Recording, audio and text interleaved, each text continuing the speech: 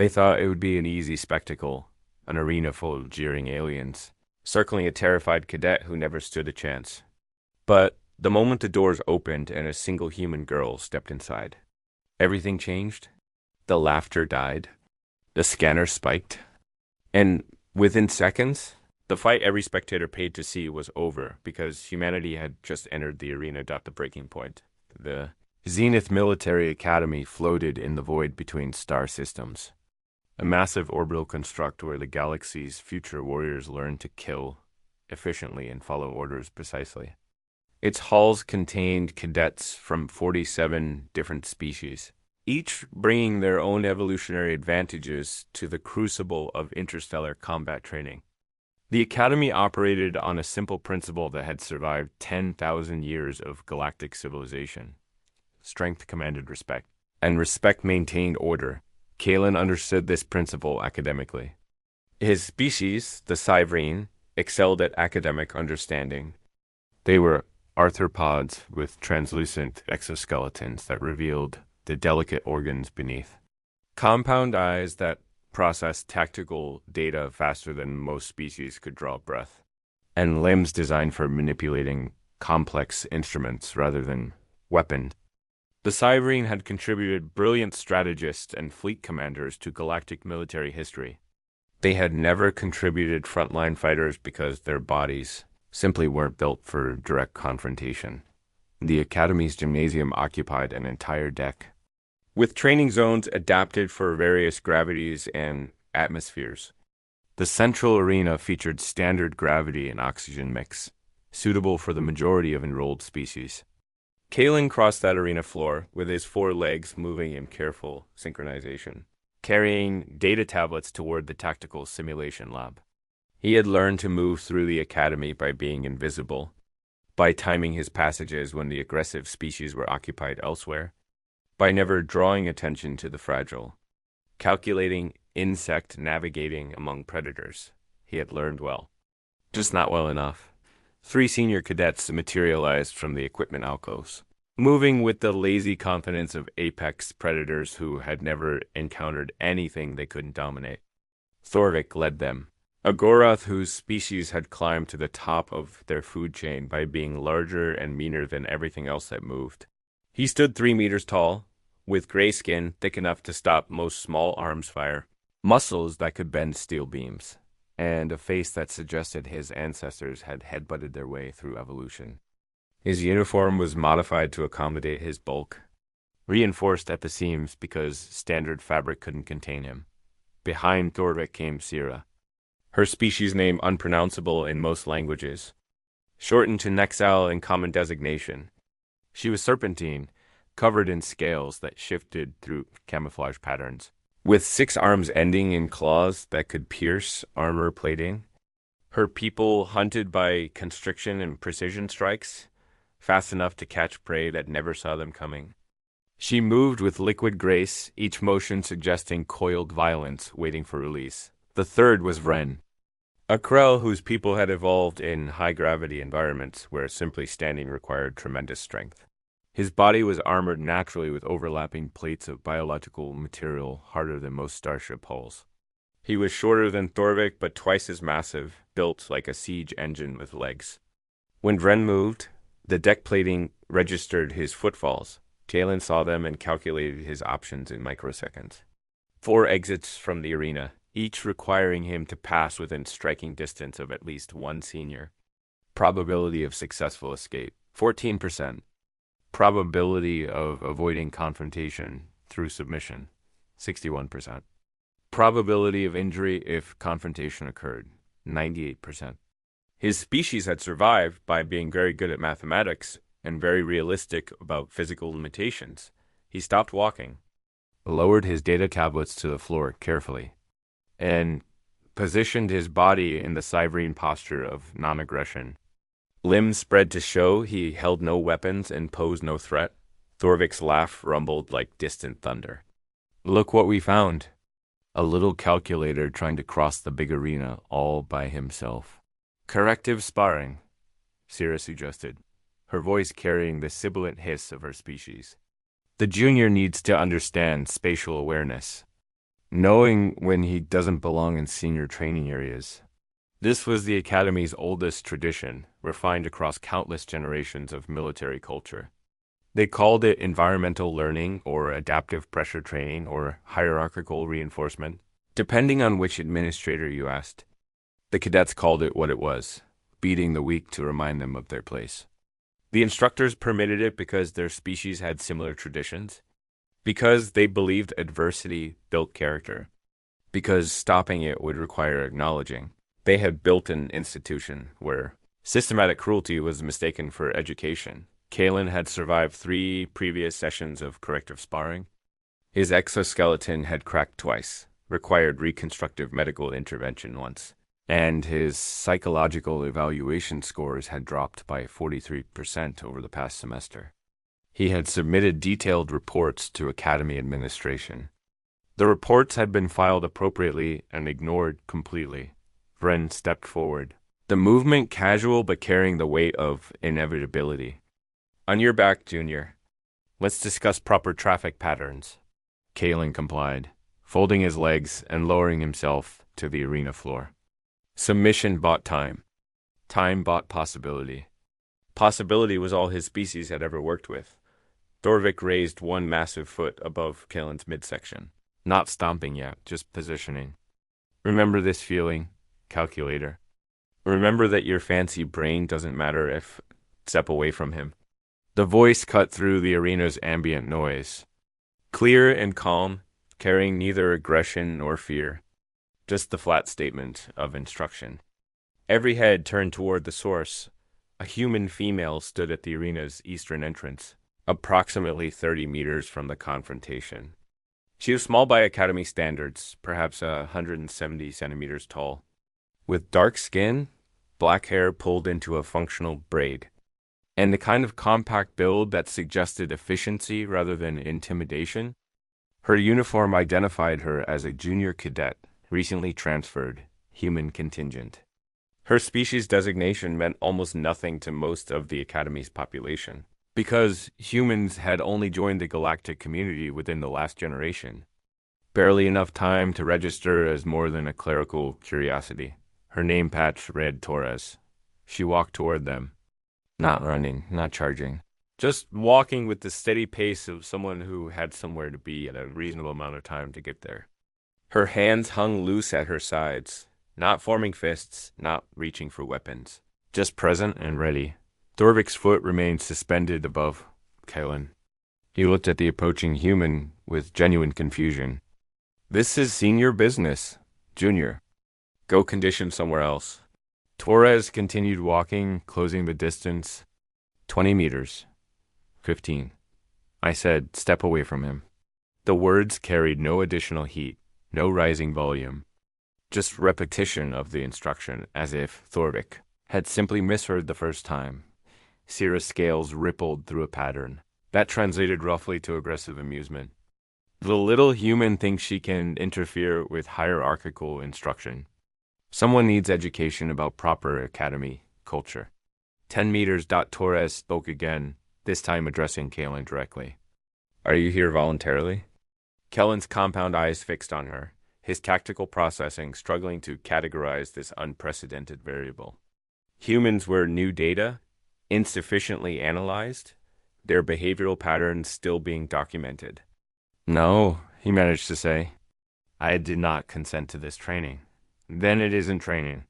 Torres stopped walking, now 5 meters from the group. It's assault. The arena had gone quiet. Other cadets who'd been conducting their own exercises had stopped to watch, drawn by the peculiar energy of the confrontation.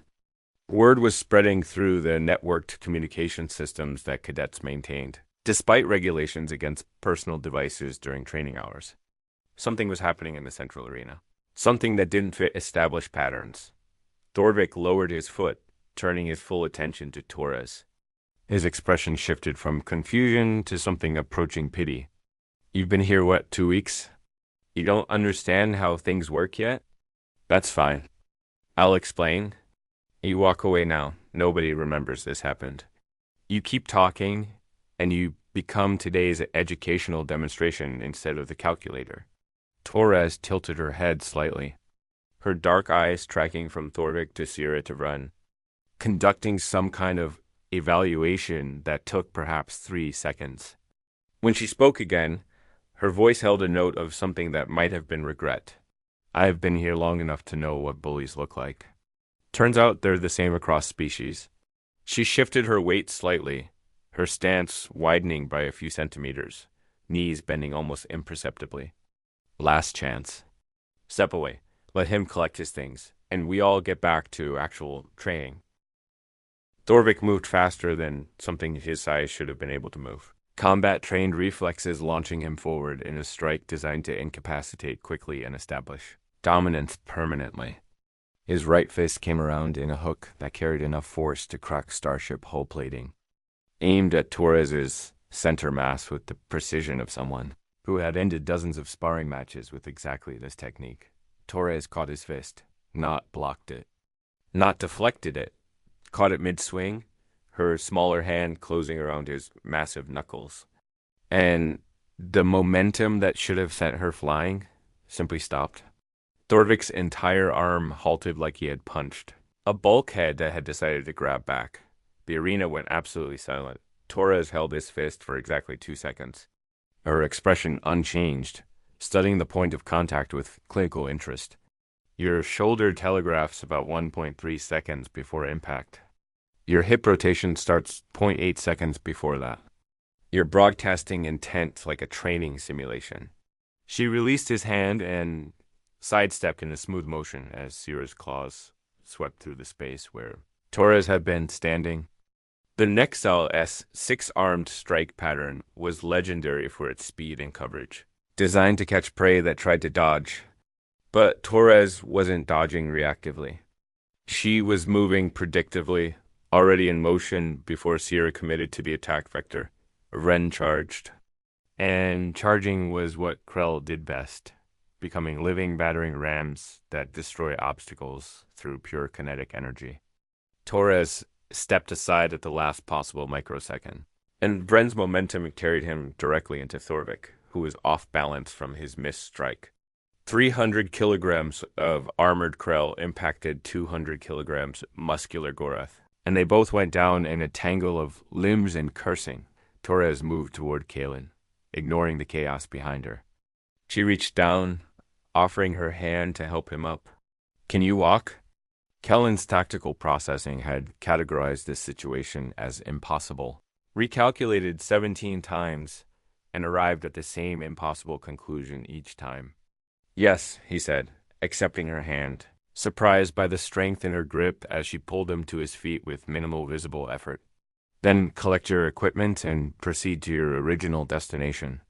I'll handle the traffic pattern discussion." Sierra had recovered, her scales shifting to combat pattern, all 6 claws extended. "You just made the worst mistake of your academy career, human." Torres positioned herself between Sierra and Kaelin, her body language still more ready than aggressive. "I'm correcting mistakes, not making them. But if you want to continue this conversation, I have approximately 17 minutes before my scheduled weapons proficiency exam. Let's make this efficient." The alarm system activated, bathing the arena in amber warning lights. 3 sharp pulses indicating that automated monitoring systems had detected sustained combat patterns in a non-sanctioned zone. Instructor drones were deploying from wall alcoves, their optical sensors recording everything, their speakers beginning to broadcast cease activity commands. But for that moment, before authority arrived, before consequences became real, the tableau held 3 senior cadets from dominant species who had never encountered resistance they couldn't crush. 1 human junior who had just demonstrated that the Academy's oldest assumptions might be badly miscalibrated, and 1 Cyrene mathematician whose probability calculations had suddenly included impossible variables. The revolution had started. Nobody had planned it. Nobody had announced it. And most importantly, nobody could stop it now. The Inquisition, the disciplinary tribunal, convened in Conference Chamber Alpha, a room designed to accommodate the full spectrum of galactic species in varying states of discomfort. The atmosphere processors cycled through compromised settings that left everyone slightly too warm or too cold. The gravity plates hummed at standard 1.0 with annoying inconsistency, and the seating arrangements attempted to be universally accessible while succeeding at being universally awkward.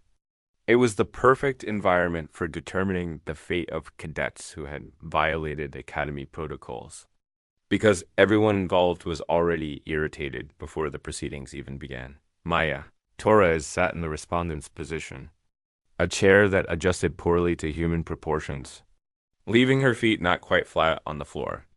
She had been sitting there for 90 minutes while various instructors read charges, reviewed footage, and debated interpretations of regulations that hadn't been seriously examined in decades. Her expression remained neutral, her posture relaxed but attentive, and her mind was working through approximately 15 different scenarios for how this tribunal might conclude. Across from her sat Thorvik, Sira, and Vren, each in chairs designed for their specific biology, each radiating varying degrees of anger and wounded pride. Thorvik's gray skin had darkened to almost charcoal, a Gorath indication of sustained fury. Sira's scales flickered through aggressive patterns every few seconds, unable to maintain camouflage discipline. Vren simply stared at Maya with the patience of a species that measured time in geological epochs and held grudges for equivalent durations. The tribunal itself consisted of 5 senior instructors positioned on an elevated platform. Commander Vexter occupied the central seat, a Dracorian whose species had stopped counting their own age after the first millennium. His scaled hide bore scars from conflicts that predated human spaceflight, and his eyes held the particular weariness of someone who had seen every possible variation of cadet stupidity. To his left, Instructor Lises, a Quellan whose translucent form pulsed with bioluminescent thought patterns, making her the Academy's leading expert in xenobiology and comparative combat analysis. To his right, Instructor Craven, a Voldrin whose people communicated partially through electromagnetic pulses, creating a subtle static in the air around him. The remaining 2 instructors represented species Maya hadn't yet studied in detail, but their body language suggested they were present primarily to witness rather than decide. Commander Vexer S. voice resonated through the chamber, carrying harmonics that most species couldn't produce. We will now hear testimony from the respondent. Cadet Torres, you stand accused of interference with sanctioned hierarchical training, assault on 3 senior cadets, and disruption of established Academy protocols. How do you answer these charges? Maya stood, the movement economical and precise. I contest the characterization of events, Commander. The training was not sanctioned because it lacked documented consent from the junior cadet involved. The physical contact I made with the senior cadets was defensive in nature and proportional to the threat they presented. And the protocols I disrupted were themselves violations of the Academy's foundational regulations. Regarding cadet welfare, Thorvik surged to his feet, his chair scraping across the floor with a sound like grinding metal. She humiliated us in front of half the Academy. She treated senior cadets like we were incompetent recruits. Please remain seated, Senior Cadet Thorvik, Vexer said, his tone suggesting this was the request that would not be repeated. You will have opportunity to present your testimony. Thorvik sat, but his posture radiated barely controlled violence. Instructor Lises leaned forward, her luminescent patterns shifting to curious configuration. Cadet Torres, I have been reviewing your species file with considerable interest. Humans are classified as Category 3 moderate threat level, based on the initial surveys conducted when your species achieved interstellar capability. The classification notes absence of natural weapons, average physical strength relative to body mass, standard sensory capabilities, and moderate regenerative capacity. Yet the recorded footage shows you intercepting a full-force strike from a Gorath Senior, redirecting a Nexel assault pattern and predicting a Krell charge with apparent ease. Please explain this discrepancy. Maya considered her response carefully. The classification system measures what species have, Instructor. It doesn't account for what species learn to do without those advantages. Humans evolved on a world where we weren't the strongest, fastest, or most naturally armed predators. We survived by pattern recognition, adaptability, and endurance. We learned to see attacks coming before they arrived, to use opponents' strength against them, and to outlast threats that should have killed us. Clever words, Sierra hissed from her seat. But they don't change what happened. You violated the natural order. The strong guide the weak. This has been true since the first species climbed out of their oceans and will be true until the last star dies. You're a junior cadet from a barely contacted species, and you dared to interfere with senior instruction. Maya turned to face Sierra directly. I'm curious about that natural order you mentioned. If it's truly natural, why does it require so much enforcement? Why do seniors need to regularly beat juniors to maintain it? On Earth, we had a saying, any system that requires constant violence to sustain itself is in order. It's oppression waiting to collapse. The chamber went very quiet. Commander Vexter X's expression was unreadable. You're aware that you're arguing against 10,000 years of military tradition across dozens of species? That hierarchical structures have maintained cohesion in combat units since before your world had written language? I'm aware, Commander.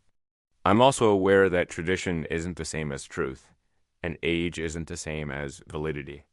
The Academy's own regulations, which I took the time to read in full during my first week here, explicitly state that all training exercises must have documented educational value, must include consent from participating cadets, and must be supervised by qualified instructors with intervention authority. The incident in the arena violated all three requirements. Instructor Craven's electromagnetic field pulsed a pattern that translated to skeptical inquiry through the chamber's interpretation system. You memorized the complete regulatory framework in 1 week? I read efficiently when I'm curious about survival parameters, Maya said. And I was very curious about what rules might protect me in an institution, where I was surrounded by species that could physically overpower me without effort.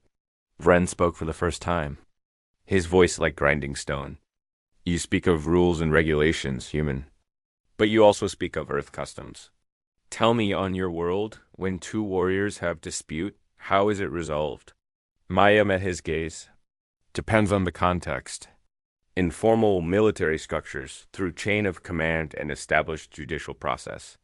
In informal contexts, sometimes through combat, sometimes through negotiation, sometimes through demonstration of capability without actual violence. We're flexible in our approaches? Flexible, Ren repeated, tasting the word. We Krell have another word for such flexibility. We call it weakness. The ability to change position suggests no position was held with true conviction. Or it suggests intelligence, Maya countered. The ability to recognize when circumstances require different approaches. Rigid systems break under stress. Flexible systems adapt and survive. Torvik couldn't contain himself any longer. This is a relevant philosophical debate. She assaulted senior cadets. She needs to be expelled, or we're setting a precedent that juniors can attack their superiors without consequence. Commander Vexter raised one clawed hand, silencing further outburst. We will now hear from the junior cadet who was the original subject of the hierarchical training session. Kalen of the Cyrene approached the tribunal. The chamber's side entrance opened, and Kalen entered with careful steps, his translucent exoskeleton reflecting the chamber's lighting and prismatic patterns. He had been treated in medical facilities, his cracked segments repaired with bonding compounds that left visible seams. He positioned himself in the designated testimony area, his compound eyes tracking across the tribunal members before settling on Maya with an expression that was difficult for other species to interpret. Cadet Kalen, Vexer continued, you were the junior cadet involved in the arena incident. Please provide your account of events. Kalen's voice carried the harmonic quality of his species, multiple resonances creating speech. I was crossing the central arena to reach the tactical simulation laboratory. I was carrying study materials and following the most direct route permitted to junior cadets. Senior cadets Thorvik, Sira, and Vren intercepted me. They informed me that I required corrective sparring to understand proper spatial awareness and junior cadet limitations. Did you consent to this training? Instructor Lises asked. No, instructor. One submitted to it because refusal would have resulted in more severe corrective action, but I did not provide consent. This was the fourth such session I have experienced this semester. Previous sessions resulted in exoskeleton fractures requiring medical intervention, temporary loss of limb function, and psychological distress that impacted my academic performance by 43% according to evaluation metrics. The tribunal members exchanged glances. Their various forms of nonverbal communication suggesting this information was new or at least newly relevant to them. You filed reports about these incidents, Vexter stated, pulling up data on his display. I see them in the administrative system now. All were classified as standard hierarchical education and required no follow-up action. Yes, Commander. That was the determination. Callan's posture shifted slightly, a Syverine indication of gathering courage. Cadet Torres intervened when the senior cadets were preparing to demonstrate proper traffic patterns, which I understood to mean physical discipline for using the arena during hours when seniors might want the space. She requested that they step away from me. When they refused and initiated assault protocols against her, she defended herself while ensuring my safety. She then advised me on how to better distribute impact stress across my limbs if future incidents occurred, and suggested I proceed to my original destination. Sarah's scales flickered rapid patterns. He's been coached on what to say. The human obviously prepared him for this testimony. I have not spoken with Cadet Torres since the incident, Kalen said, his voice steady. My testimony is based on direct observation and my species' natural capacity for precise recall of tactical events. I can provide timestamps accurate to 0.03 seconds if required. Commander Vexter leaned back in his seat, the movement suggesting deep consideration. Cadet Kalen, in your professional judgment as a student of military tactics, was Cadet Torres's intervention necessary for your safety? Probability of significant injury if intervention had not occurred, 96%, Commander. Probability of medical discharge if injuries had accumulated beyond current levels, 61%. Probability of completing academy training program without intervention from someone, 34% and declining with each hierarchical education session. Kalen paused. Cadet Torres did not save my life in the dramatic sense. She saved my career and possibly my long-term physical function. I am grateful for her intervention and formally request that she receive commendation rather than discipline. The tribunal chamber filled with murmured reactions from the observers who had been permitted to attend. A mix of cadet representatives and administrative staff. The sound grew until Vexter's voice cut through it. Silence. This tribunal will not be influenced by popular sentiment. He directed his attention to Maya. Cadet Torres, you have heard the testimony. You have been accused of assault, of disrespect for hierarchy, of undermining established order. You have defended your actions as necessary intervention and enforcement of regulations that were being violated. Before we deliberate, do you have final statement? Maya stood again, her posture straight but not rigid. Commander, I understand that I'm new here. I understand that my species is barely known to most of the galactic community. I understand that the systems in place have a function for longer than human civilization has existed. But understanding something isn't the same as accepting it. I was taught that warriors protect those who cannot protect themselves, that strength without honor is just violence, and that following orders doesn't absolve you of responsibility for your actions. If those principles make me unsuitable for the Zenith Military Academy, then I accept whatever consequences follow. But I won't apologize for doing what was right just because it wasn't what was expected. The tribunal members conferred in low voices, their discussion lasting several minutes while the chamber waited. Finally, Commander Vexler spoke. This tribunal recognizes that the incident in question involves complex factors, including cultural differences, regulatory interpretation, and conflicting precedents. We find that both parties bear responsibility for the escalation. Therefore, Cadet Torres will receive formal censure for engaging in unsanctioned combat to remain on her permanent record. However, she will not face expulsion or rank reduction. Senior Cadets Thorvik, Sira, and Vren will receive formal censure for conducting training exercises without proper documentation, consent, or supervision. Additionally, effective immediately, all hierarchical training sessions are suspended pending comprehensive review of protocols. Thorvik erupted from his seat. This is unacceptable. You're allowing a junior to dictate policy. I am enforcing regulations that should never have been allowed to lapse, Vexler said, his voice carrying an edge that suggested his patience had limits. You are dismissed, Senior Cadet. We will discuss your continued enrollment separately. As the tribunal adjourned and cadets began filing out, Maya found herself surrounded by a cluster of junior cadets who had been waiting outside the chamber. 23 individuals from various species, including Kaylin, formed a loose semicircle around her. A young Quellan stepped forward, her bioluminescent patterns pulsing with nervous determination. Cadet Torres, we've been discussing among ourselves. The tribunal changed policy, but policy doesn't change instinct. The seniors who believe in the old hierarchy won't stop just because regulations say they should. They'll find ways around the rules. They always do.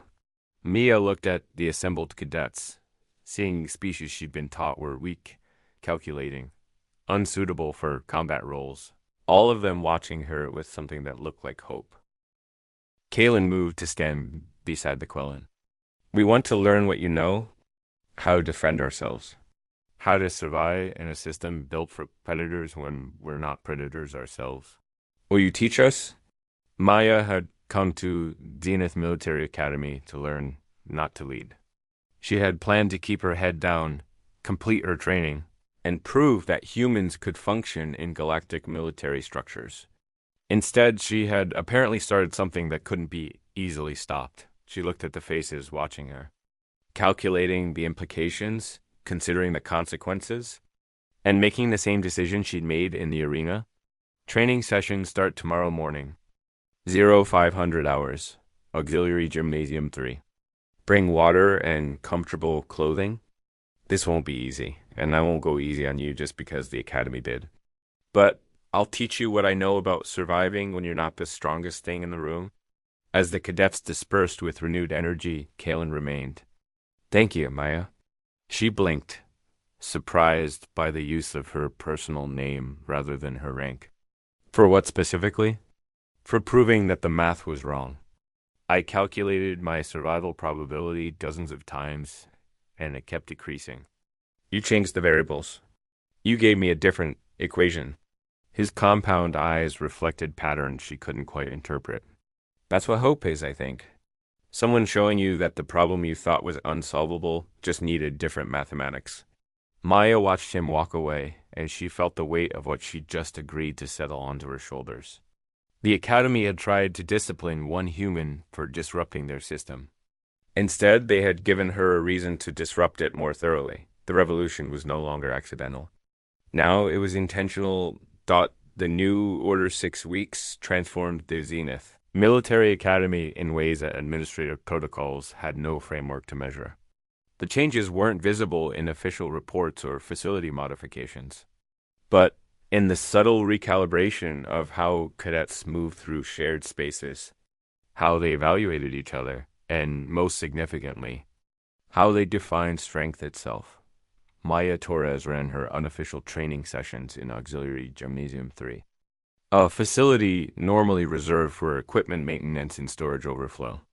It was far from the main training decks, poorly lit, and equipped with outdated gear that the senior cadets had long since abandoned for superior facilities. This made it perfect for what Maya needed, a space where her students could learn without constant observation from those who considered their education a threat. 32. cadets attended that first morning session. By week 3, the number had grown to 47. By week 6, Maya had to turn away volunteers because the space physically couldn't accommodate more bodies safely. The composition was exactly what she'd expected.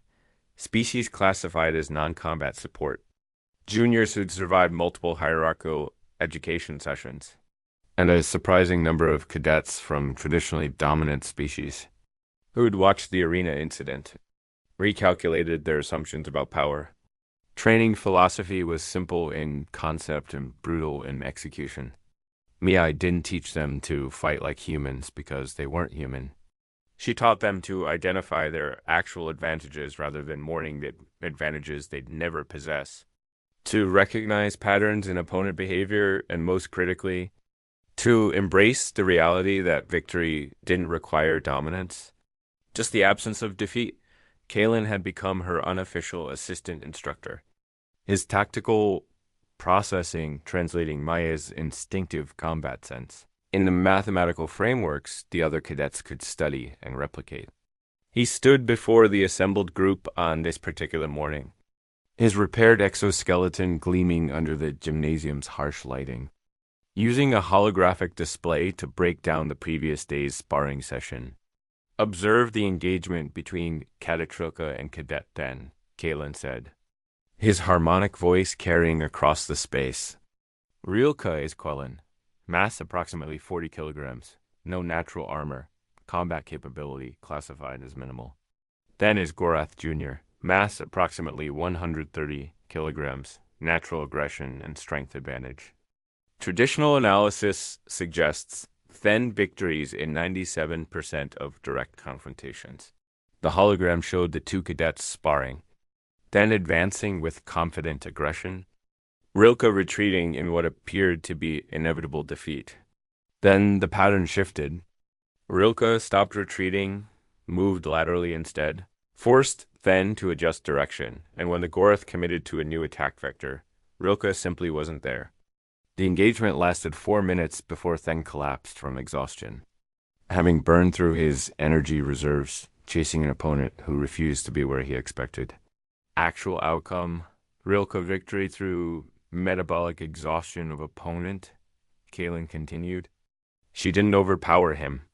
She outlasted him by forcing him to waste energy on attacks that never connected.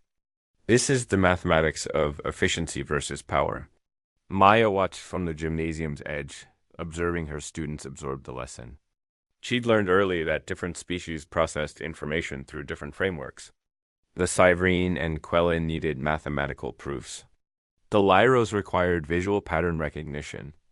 The young Gorath and other predator species needed to experience defeat personally before they'd accept that their natural advantages had limitations. A voice spoke from behind her, familiar and unwelcome. Interesting pedagogy, Cadet Torres. Though I notice it's not on any official training schedule. She turned to find Commander Vexter standing in the gymnasium entrance, his ancient eyes taking in the assembled cadets with unreadable expression. Several students noticed his presence and froze, old instincts warring with new confidence. "Commander," Maya acknowledged, not quite coming to attention but showing appropriate respect. "We're using unscheduled facility time for voluntary conditioning exercises. No regulations prohibit cadets from training during personal hours." "No," Vexler agreed, moving further into the space, his clawed feet clicking on the floor with measured rhythm. "Though I notice your voluntary conditioning exercises have attracted nearly 50 participants and seem to follow structured curriculum rather than casual exercise." Maya waited, recognizing an evaluation when she heard one. Vexter stopped near the sparring area, watching his two cadets, a Nexal and a Voldrin, practice redirection techniques under Kalen's supervision. "I have been observing Academy dynamics for longer than your species has had spaceflight, Cadet Torres. I have seen many attempts to reform hierarchical structures. Most fail because they try to eliminate hierarchy entirely, which is impossible in military organizations. A few succeed because they expand what earns position in that hierarchy." He turned to look at her directly. "You are doing something more dangerous than either approach. You are teaching the weak to survive the strong. Do you understand what happens when prey stops running? Predators have to work harder for their meals, Maya said. Or they learn to hunt different prey. Or they starve. Natural selection continues regardless. A sound emerged from Vexter that might have been a laugh. The Academy Board has become aware of your activities. Some instructors view your program as threat to order. Others see it as natural evolution of training methodology. There will be a test of which perspective holds more validity. What kind of test? The war games begin in 2 days. 5-day combat simulation exercise on Theta 7, the Academy's hostile environment training moon. Teams of 10 cadets competing for resource control, territorial objectives, and opponent elimination using non-lethal suppression systems. It is the Academy's most prestigious competition, historically dominated by senior cadet alliances from combat-rated species. Vexter's expression shifted slightly.